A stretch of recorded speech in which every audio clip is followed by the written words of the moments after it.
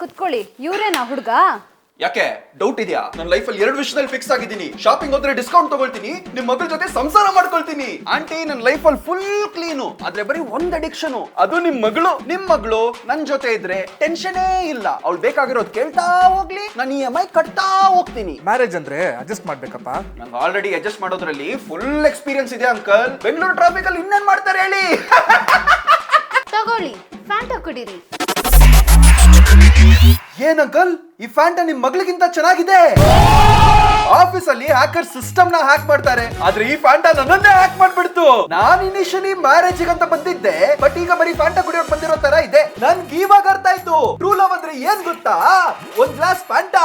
ನೋಡಿ, ಮ್ಯಾರೇಜ್ ಅಂದ್ರೆ life partner ಜೊತೆ ಇರೋದಂತ ಅರ್ಥ. ಬಟ್ ಈಗ ನಂಗೆ ಲೈಫ್ ಪಾರ್ಟ್ನರ್ ಬೇಡ, ಲೈಫ್ ಲಾಂಗ್ ಬರೀ ಫ್ಯಾಂಟಾ ಬೇಕು.